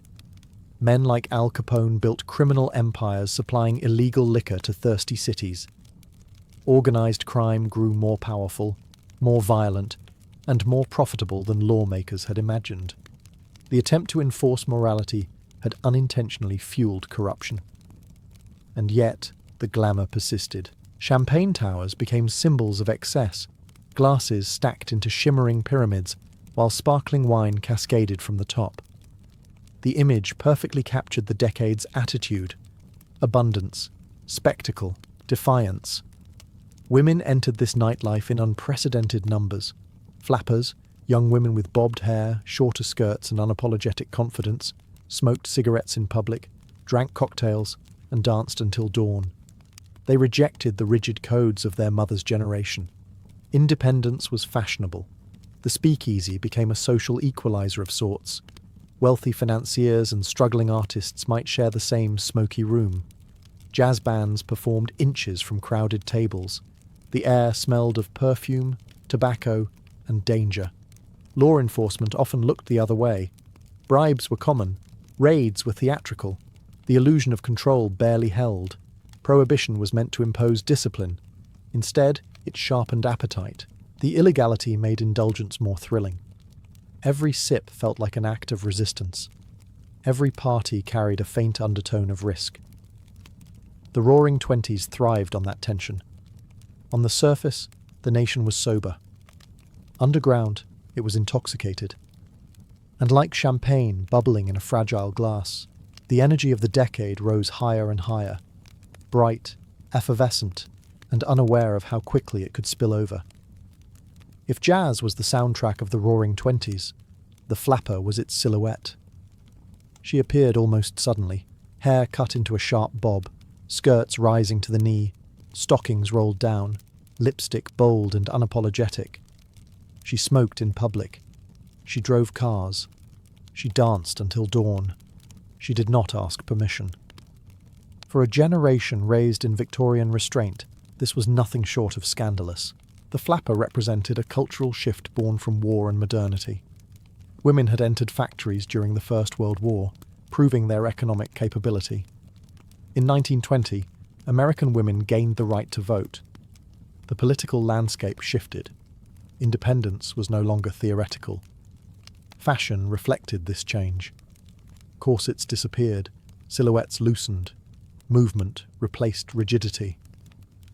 Designers like Coco Chanel popularized simpler, more practical styles that emphasized freedom rather than formality. Clothing became a declaration. Women would not return quietly to old constraints. Dance floors became battlegrounds of generational tension. The Charleston, with its kicks and spins, felt rebellious. Older observers called it indecent. Younger dancers called it exhilarating. Jazz clubs pulsed with motion as flappers embraced rhythm without restraint. but beneath the glamour lay deeper currents. The flapper challenged more than hemlines. She questioned expectations about marriage, work, and sexuality. She symbolized urban modernity, a break from rural tradition and inherited morality. Of course, not every woman lived this lifestyle. The image was amplified by magazines, films, and advertisements. Hollywood stars helped define the aesthetic, and cinema projected it nationwide. The ideal of the carefree, confident modern woman became aspirational. Yet the revolution was real. Women entered offices as secretaries, journalists, and sales clerks. They pursued higher education in greater numbers. They navigated cities independently. The Roaring Twenties did not just change music or nightlife. It changed identity. The flapper stood at the center of that transformation, equal parts symbol and participant. She laughed loudly. She drank defiantly. She cut her hair in expectations at the same time, and like the decade itself, she burned bright, thrilling, controversial, and impossible to ignore. While jazz filled nightclubs and champagne flowed in hidden rooms, another kind of music echoed through American cities, the clatter of stock tickers. The Roaring Twenties were not only about culture, they were about capital. Wall Street surged with unprecedented optimism. Investors believed the market could only rise. New technologies, automobiles, radios, household appliances, created booming industries. The future seemed measurable in profits. At the center of this financial fever stood the New York Stock Exchange, where fortunes were made in hours. Ordinary citizens, not just wealthy industrialists, began buying shares. Credit was easy. Brokers allowed people to purchase stocks on margin, paying only a fraction up front and borrowing the rest. It felt like everyone could become rich. Skyscrapers rose as physical monuments to this confidence. Steel and glass stretched toward the clouds. Projects like the Chrysler Building would soon define the skyline. Architecture mirrored ambition. Taller, faster, brighter. Cities transformed. Electric signs lit up streets. Department stores displayed new consumer goods. Advertising became an industry in its own right, persuading Americans that happiness could be purchased in installments. Installment plans allowed families to buy radios and refrigerators without paying in full. The culture of consumption deepened. Owning things became a marker of modern life. Cars symbolized independence. Radios symbolized connection. Appliances symbolized progress. Yet beneath the glittering surface, the system was fragile. Much of the stock market's growth was speculative. Companies were overvalued. Investors borrowed heavily, assuming prices would never fall. Confidence fed on itself, detached from economic fundamentals. But in the moment, doubt was unfashionable. Financial magazines promised endless prosperity. Politicians praised the new era of business efficiency. The idea of permanent growth seemed plausible. The Roaring Twenties did not just roar in dance halls, they roared in boardrooms. The champagne towers had their counterpart in rising stock charts, both shimmering, both precariously balanced. And like champagne poured too quickly into fragile glass, the market's ascent depended on constant pressure. It sparkled, it dazzled, and it climbed higher and higher, reflecting a decade convinced that gravity had finally been conquered. While Wall Street climbed and jazz clubs pulsed, another revolution flickered to life in darkened theaters. Hollywood. The 1920s transformed motion pictures from novelty into cultural domination. What had begun as silent reels accompanied by piano music became a mass industry shaping fashion, speech, and aspiration across continents. Studios like Warner Brothers and Paramount Pictures built production empires in Southern California, where sunlight and open land made filmmaking efficient and profitable. Actors were no longer anonymous performers. They became stars. Audiences did not just watch them, they worshipped them. Figures like Charlie Chaplin captivated viewers worldwide with expressive gestures and comedic brilliance. Silent film demanded exaggerated emotion, faces that could communicate without dialogue. It was universal, no translation required. Then, near the end of the decade, everything changed. In 1927, the jazz singer introduced synchronized sound to mainstream audiences. Suddenly, actors could speak, sing. Theatres buzzed with astonishment. The silent era, almost overnight, felt outdated. The Roaring Twenties had found its voice. Hollywood amplified the decade's glamour. Films depicted lavish parties, fast cars, and fashionable women with bobbed hair and fearless smiles. Cinema became both mirror and magnifier of reality. It reflected excess and encouraged it. Movie palaces themselves were temples of indulgence, ornate interiors, velvet seats, chandeliers glowing overhead. Watching a film was not a casual act. It was an event. The silver screen shaped ideals. It defined beauty standards, romantic expectations, and even social behavior. Young viewers copied hairstyles and clothing seen in films. Language and slang spread through dialogue once sound arrived. Hollywood also exported the Roaring Twenties abroad. Europe, still recovering from war, consumed American films that projected prosperity and vitality. The United States became not just an economic force, but a cultural one. Dreams flickered in black and white light. But like the stock market, the film industry's rapid expansion depended on continued optimism and spending. The lights dimmed, the projector whirred, and for 90 minutes at a time, audiences believed the party would never end. By the middle of the decade, the Roaring Twenties had perfected its own mythology. Mansions glittered along Long Island's North Shore. Champagne flowed from crystal towers. Jazz drifted across manicured lawns. Guests arrived in gleaming automobiles, dressed in silk and confidence. This world would later be immortalized by F. Scott Fitzgerald in his novel, The Great Gatsby, a story that captured the glamour and the emptiness simmering beneath it. The decade celebrated wealth as spectacle. Old money families clung to tradition and pedigree. New money entrepreneurs flaunted success with unapologetic extravagance. The distinction mattered socially, but in both cases, the performance of prosperity was essential. Lavish parties became cultural theatre. Live bands played until dawn. Women in beaded dresses danced beneath chandeliers.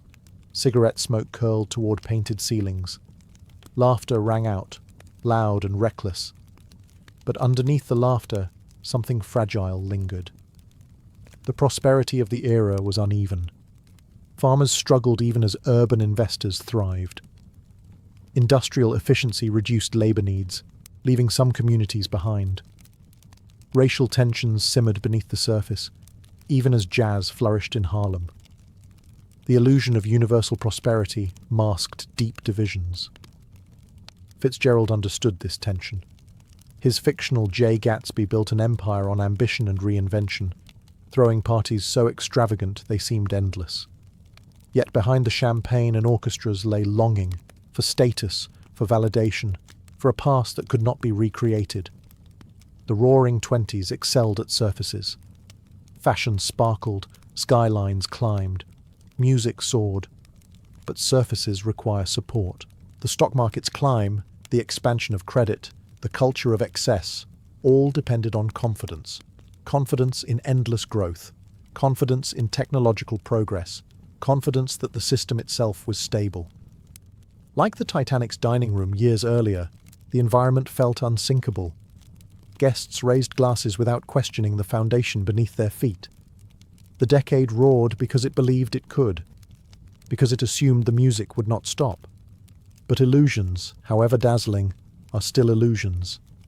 And even as Gatsby's parties glittered in fiction and real life alike, economic currents were already shifting beneath the dance floor. The champagne still sparkled, but the glass was thinner than anyone wanted to admit. Every era of excess eventually meets a moment of reckoning. For the Roaring Twenties, that moment came in October 1929. For years, the stock market had climbed with relentless confidence. Investors borrowed heavily to buy shares, convinced prices would continue rising forever. Newspapers celebrated new highs. Brokers reassured nervous clients.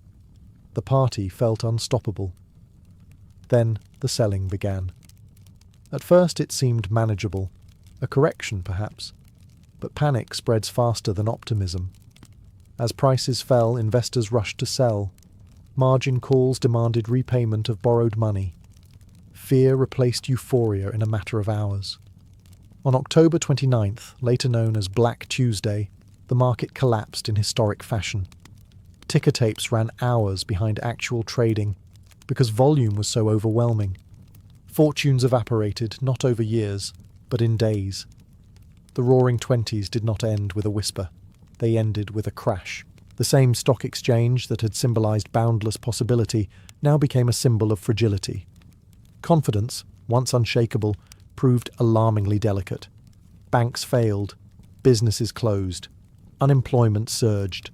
The contrast was brutal.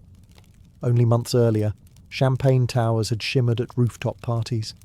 Jazz had pulsed through packed nightclubs. Automobiles had rolled confidently down newly paved roads. Now bread lines formed in cities that had boasted skyscrapers. The illusion of permanent prosperity shattered. This was not merely a financial event, it was psychological.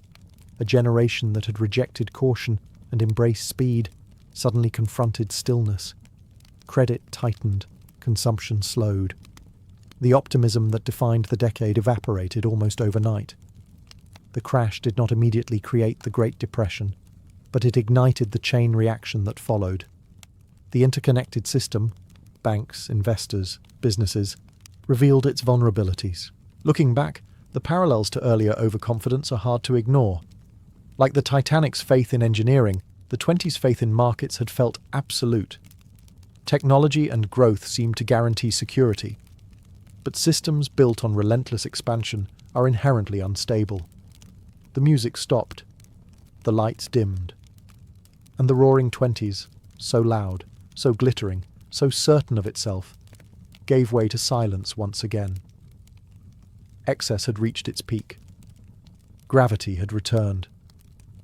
The Roaring Twenties are often remembered for their sparkle, jazz horns, flapper dresses, champagne cascading into crystal towers. But what makes the decade unforgettable is not just its glamour, it is the contrast. In less than 10 years, society moved from post-war exhaustion to euphoric excess, and then from euphoric excess to economic collapse. The arc was dramatic, almost theatrical. A generation determined to live loudly found itself suddenly confronting silence. Yet the 20s did not simply vanish with the crash. They left fingerprints everywhere. Jazz did not disappear. It evolved, influencing swing and later genres. Hollywood did not close its doors. It adapted to sound films and new storytelling forms. Women did not return entirely to pre-war roles. The cultural shifts of the flapper era, independence, mobility, visibility, could not be fully undone. Even the skyscrapers remained, steel monuments to a time that believed the sky was only a suggestion. The decade exposed something essential about modern society. Progress accelerates desire. Technology amplifies possibility. But confidence, when detached from caution, becomes combustible. In many ways, the 20s mirrored the Titanic's dining room years earlier. Glittering interiors, absolute belief in forward motion, a sense that humanity had mastered its environment. Both moments shimmered. Both moments felt unsinkable. And both revealed how fragile that certainty could be. But history does not move backward neatly. The Great Depression reshaped policy, economics, and social safety nets. Governments intervened in markets in ways previously unthinkable. The crash forced a reckoning that redefined modern capitalism. The Roaring Twenties, then, were not merely a decade of excess. They were a turning point. They showed how quickly optimism can inflate and how abruptly it can deflate. They demonstrated the power of culture to break from tradition. They revealed the tension between innovation and restraint. Most of all, they proved that prosperity without balance is temporary. The jazz may have softened, the champagne may have dried, but the lessons lingered. Because the 20s were not just about noise. They were about the cost of believing the music would never end.